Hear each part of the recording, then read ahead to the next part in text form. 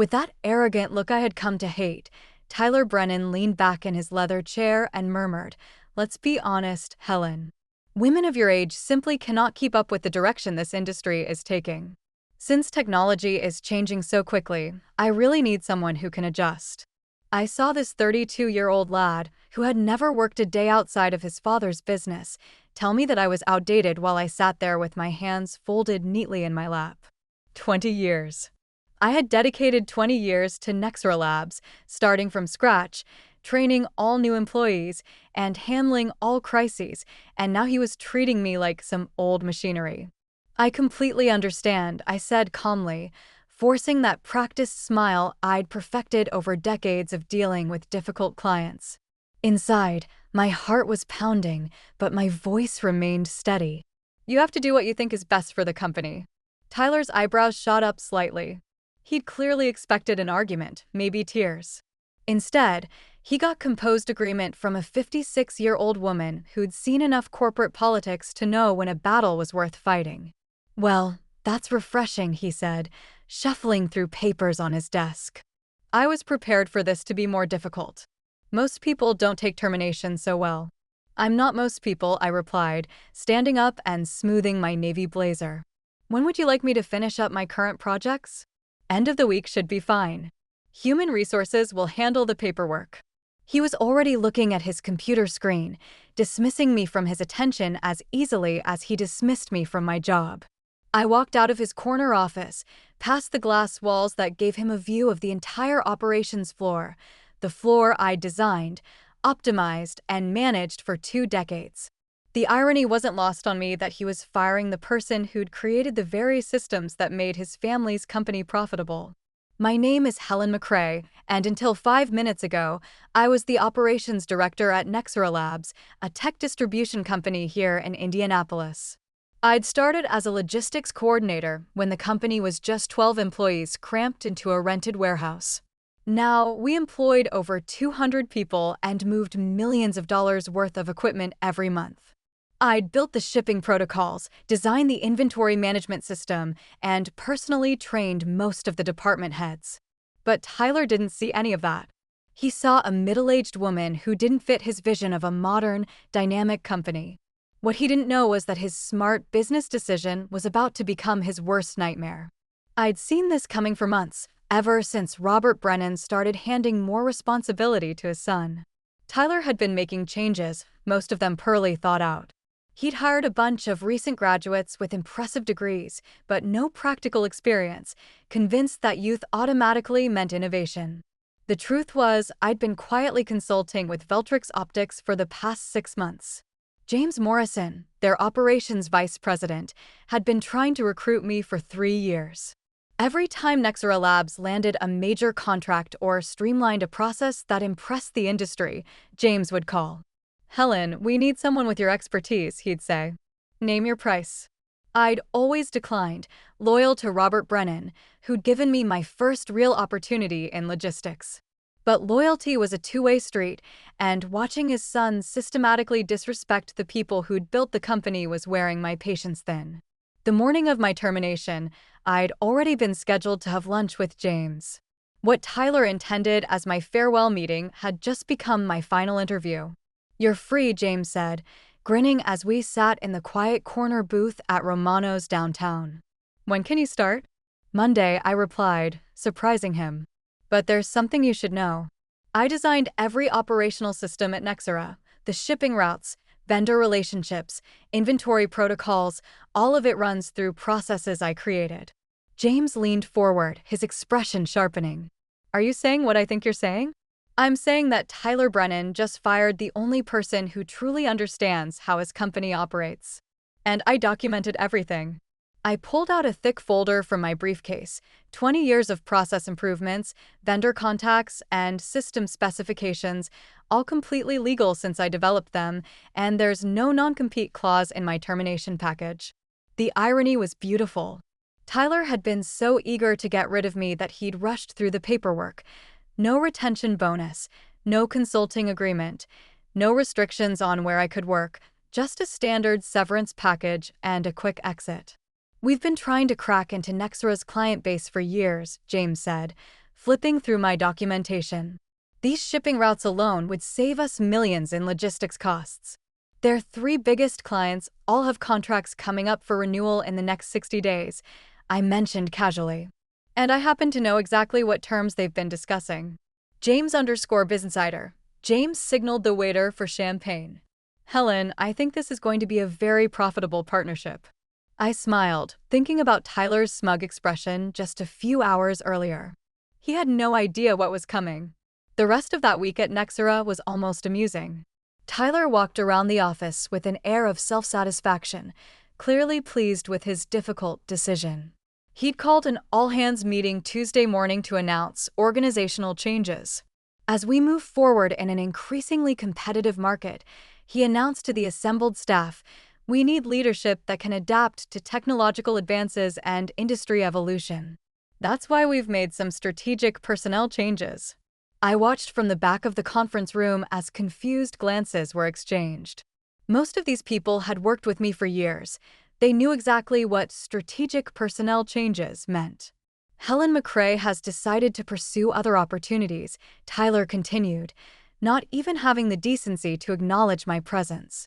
We wish her well in her future endeavors. After the meeting, a steady stream of employees stopped by my office. Janine, my assistant operations manager, was the first. This is insane, she whispered, closing my door. Half our vendor contracts are in your name. The shipping software was your design.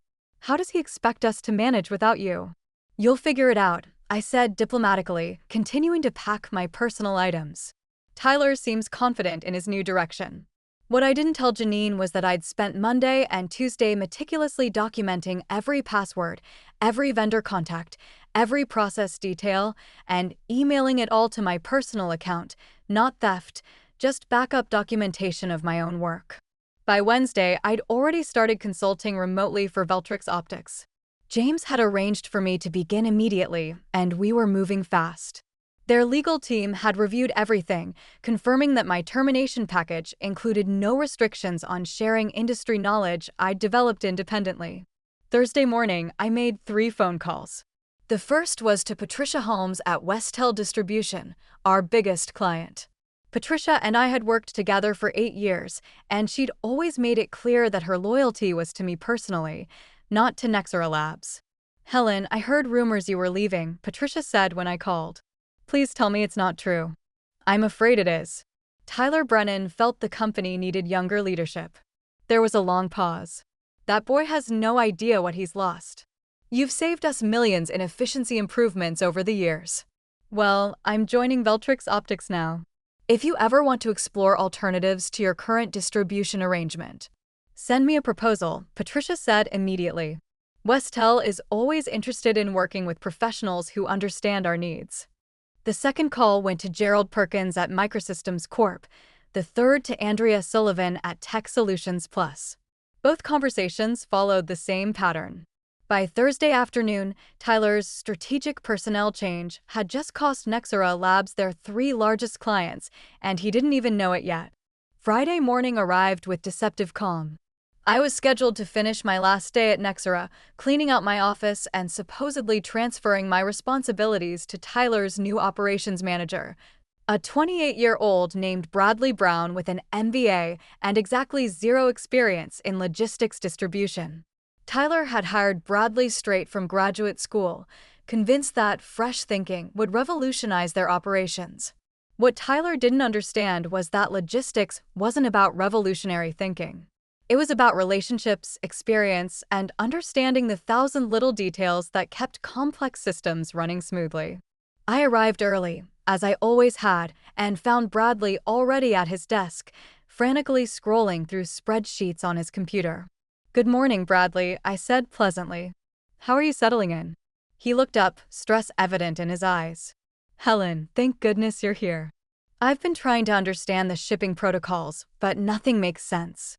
The software seems to be crashing every time I try to generate a route optimization report. I nodded sympathetically. The system can be temperamental. Did you update the vendor portal passwords? They reset automatically every 90 days. Vendor portal? Bradley looked confused. Tyler didn't mention anything about vendor portals. Oh, I paused, letting the implications sink in. Well, there are 17 different vendor systems that need to be synchronized for the routing software to work properly. Each has its own access credentials and update schedule. Bradley's face went pale. Could you walk me through it? I'd love to help, I said, glancing at my watch, but I'm actually due at Human Resources in 10 minutes to finalize my departure paperwork, and then I have a lunch appointment. The truth was, my lunch was with Patricia Holmes from Westell Distribution, officially signing the contract that would transfer their account to Veltrix Optics. But Bradley didn't need to know that. I spent the next hour in HR, going through the standard exit interview process. When they asked if I had any concerns about the transition, I smiled politely and said that Tyler seemed very confident in his new direction. Just as I was gathering my final belongings, my desk phone rang one last time. Helen McCrae, Operations Director, I answered out of habit. Helen, it's Gerald Perkins at Microsystems. I need to discuss our contract renewal. Of course, Gerald. What can I help you with? Well, I got a very interesting call from Veltrix Optics this morning. They presented some compelling alternatives to our current arrangement. Before I make any decisions, I wanted to speak with you directly. I could see Tyler through his glass office wall on a phone call of his own, gesturing animatedly. He looked pleased about something. I appreciate that, Gerald, but as of today, I'm no longer with Nexera Labs. You'd need to speak with Tyler Brennan about any account concerns. That's exactly what I was afraid of, Gerald sighed. Helen, you've been our primary contact for 6 years. You know our needs, our timeline constraints, our budget parameters. Frankly, we're not comfortable working with anyone else. I understand completely. Business relationships are built on trust and experience. Where are you going? Because wherever it is, Microsystems Corp would be very interested in following you there.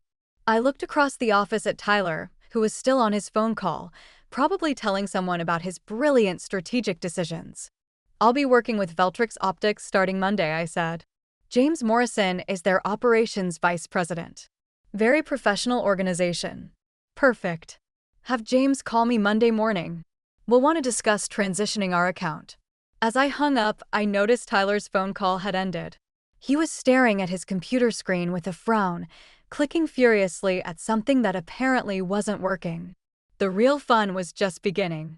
Monday morning brought the first wave of panic. I was settling into my new office at Veltrix Optics when my old cell phone started buzzing with missed calls from Nexera Labs, 7 calls in the first hour, all from different numbers. James Morrison knocked on my door around 9 a.m., grinning like he'd won the lottery. 3 contracts, he said, holding up a folder. Westell, Microsystems, and Tech Solutions Plus all signed with us this morning. Combined value, $12 million annually. That's wonderful, I replied, though I felt a small pang of something, not quite guilt, but recognition of what this meant for my former colleagues. Tyler Brennan called our main line 4 times in the last hour, James continued. Apparently, their shipping system crashed this morning, and none of their vendor portals are responding. I nodded thoughtfully. The quarterly authentication update probably triggered all vendor passwords to reset simultaneously on the first Monday of every quarter. It's built into the security protocol. And Tyler doesn't know this? Tyler doesn't know most things about operations. He assumed it was all automated. I pulled up the new client files on my computer. Have our logistics team schedule installation meetings with the new accounts. I'll want to do site surveys to optimize their delivery protocols. What I didn't mention was that those vendor passwords weren't just randomly generated. I'd designed the system myself, with access codes that followed a pattern only I knew. Tyler could eventually figure it out, but it would take time his clients didn't have. My personal phone rang again. This time, the caller ID showed Robert Brennan, Tyler's father, and the actual owner of Nexera Labs. Mr. Brennan, I answered formally. Helen, what the hell is going on? Robert's voice was strained. Tyler tells me you left Friday, and now our whole system is down. 3 of our biggest clients called this morning, threatening to cancel their contracts. I'm sorry to hear you're having difficulties, Mr. Brennan. Don't give me the corporate response, Helen. We've known each other for 20 years. Tyler said you left to pursue other opportunities, but this timing can't be coincidental. I chose my words carefully. Tyler felt that the company needed younger leadership, someone who could better adapt to technological advances. I respected his decision. There was a long pause. Tyler made this decision without consulting me. I assumed he had your approval. He didn't. Robert's voice turned cold. Helen, I need you to come back. Whatever Tyler offered you elsewhere, I'll double it. I appreciate the offer, Mr. Brennan, but I've already committed to Veltrix Optics. My employment contract began this morning. Then at least help us transition. Consult for us temporarily. Help Bradley understand the systems. I'd be happy to discuss consulting arrangements. My standard rate is $500 per hour with a minimum 40-hour weekly commitment. Robert was quiet for a moment, probably doing the math. $20,000 per week to fix problems that wouldn't exist if his son hadn't fired me. We'll pay it, he said finally. I'll need the consulting agreement in writing, along with Tyler's written acknowledgement that my expertise is required. And, Mr. Brennan, I'll also need a formal apology from Tyler for his comments about women my age being unable to keep up with technology. Another pause. I'll talk to Tyler. Take your time, I said pleasantly. Though I should mention that your vendor authentication lockout resets every 7 days. If the passwords aren't updated by next Monday, you'll lose access to your primary shipping partners entirely. I hung up and returned to my new client files, feeling a satisfaction I hadn't experienced in years. Tuesday brought escalation. Tyler himself called my personal phone at 7 a.m., waking me from a peaceful sleep in my new routine. I let it go to voicemail, then listened to his message while making coffee. Helen, this is Tyler Brennan. I think there's been some kind of misunderstanding.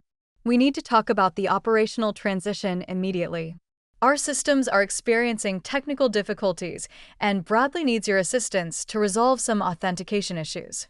No apology, no acknowledgement that he'd fired me 4 days earlier with condescending remarks about my age and capabilities, just demands for my help now that his strategic personnel changes were backfiring. I deleted the message and drove to Veltrix Optics, where my new team was already implementing efficiency improvements for our 3 new major clients. Around 10 a.m., James knocked on my door again, this time looking concerned. Robert Brennan is in our lobby, he said. He's asking to speak with you personally. Says it's urgent. Send him up, I replied, saving my work. This should be interesting. Robert Brennan walked into my office looking like he'd aged 5 years in 4 days. His usually perfect silver hair was disheveled, and his expensive suit was wrinkled. He sat down heavily in the chair across from my desk. Helen, I owe you an apology, he began. Tyler told me he discussed your departure with you weeks ago, that it was a mutual decision based on your desire to explore new opportunities. That's not exactly how it happened, I said quietly. I know that now. I had a very enlightening conversation with Janine yesterday. She told me what Tyler actually said to you. Robert's jaw tightened. His comments about your age and capabilities were completely inappropriate and absolutely not reflective of this company's values. I appreciate you saying that, Mr. Brennan. Helen, I built Nexera Labs from nothing, and you helped me grow it into what it became. Firing you wasn't just wrong, it was business suicide. Tyler is young and inexperienced. He made a terrible mistake. I leaned back in my chair, studying the man who'd given me my first real opportunity in logistics management. What exactly are you asking me, Mr. Brennan? Come back. Full restoration of your position, 20% salary increase, and Tyler will report to you instead of the other way around. The offer was tempting, but I thought about Tyler's smug expression when he dismissed me, his casual assumption that women my age were obsolete. That's very generous, I said, but I'm quite happy here at Veltrix Optics. They value experience and institutional knowledge. Robert's shoulders sagged. Then at least help us salvage what we can. Our vendor relationships are destroyed. The shipping software is completely locked out. Bradley doesn't even know where to begin. I told you my consulting rate yesterday, $500 per hour, 40 hours minimum. I remember. He pulled out a contract from his briefcase. I had our legal team draft this last night. I reviewed the document carefully.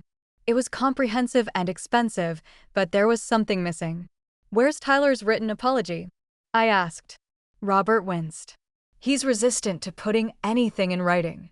Legal liability concerns. Then I'm afraid we don't have a consulting agreement. I slid the contract back across my desk. Mr. Brennan, Tyler didn't just fire me inappropriately. He did it with discrimination and disrespect. If he wants my help fixing his mistakes, he needs to acknowledge them publicly. Helen, please. The company is hemorrhaging money every day this continues. Then Tyler better start learning about vendor authentication protocols, I said, standing up. I have a client meeting to prepare for. Wednesday afternoon brought the moment I'd been quietly anticipating. Tyler Brennan walked into the Veltrix Optics lobby, his usual arrogance replaced by barely concealed desperation. James Morrison called my office to warn me he was coming up. Send him in, I said, arranging the files on my desk. And, James, leave my door open. Tyler entered my office like a man walking to his execution. His confident swagger was gone, replaced by the nervous energy of someone whose carefully constructed world was collapsing. Helen, he said, attempting his old authoritative tone, we need to discuss this situation. Please sit down, I replied pleasantly, gesturing to the chair across from my desk. How can Veltrix Optics help you today? His face flushed at the deliberate formality. Cut the corporate speak, Helen. You know exactly why I'm here. I'm afraid I don't. Could you be more specific? Tyler's composure cracked slightly. The vendor systems, the client contracts, the shipping protocols, you designed all of it, and now it's falling apart. We both know this isn't coincidental. You're absolutely right, I said, leaning forward. I did design those systems, over 20 years of work, actually. And you fired me because women my age can't keep up with technology. That's not, he started to protest. Let me finish, I interrupted, my voice remaining calm but firm. You dismissed me without consultation, without transition planning, and with discriminatory language. You assumed that innovation meant throwing away institutional knowledge. Tyler shifted uncomfortably in his chair. Look, maybe I was hasty. Maybe I didn't fully appreciate your contributions. Maybe? I smiled. Tyler, in 4 days, you've lost 3 major clients worth $12 million annually. Your shipping system is locked out until next Monday. Your new operations manager is having panic attacks trying to understand processes that took me 2 decades to develop. So help us, he said desperately. Name your price. I leaned back in my chair, savoring the moment. My price is simple. A written apology acknowledging your discriminatory comments and your mistake in terminating me, posted publicly to the company website and sent to every vendor and client. His eyes widened. That's career suicide. Perhaps, I replied, but it's also accountability. Thursday morning brought the collapse I'd been orchestrating since Monday. James Morrison burst into my office with barely contained excitement, holding his phone and a stack of reports. Helen, you need to see this, he said, spreading documents across my desk. Nexera Labs just lost their primary shipping contract with Continental Express. Their delivery network is completely shut down. I reviewed the termination notice with professional interest. Continental Express had been Nexera's backbone shipping partner for 15 years, a relationship I'd personally negotiated and maintained. Without them, Nexera couldn't fulfill any client orders. There's more, James continued. Bradley Brown submitted his resignation this morning, effective immediately. He sent a company-wide email saying the position was beyond his capabilities. That's unfortunate, I replied, though I wasn't surprised. Bradley was a smart young man who'd realized he was being set up to fail in a position that required decades of experience. My phone rang, displaying Robert Brennan's number again. Helen, please, Robert's voice was strained when I answered. Tyler will issue the apology written, public, whatever you want. We just need you to help us salvage what's left. It's too late for that, Mr. Brennan, I said gently. Continental Express terminated your shipping agreement this morning. Without them, you can't fulfill orders for any remaining clients. There was a long silence. How did you know about Continental? Because Patricia Holmes at Westel Distribution is on their board of directors.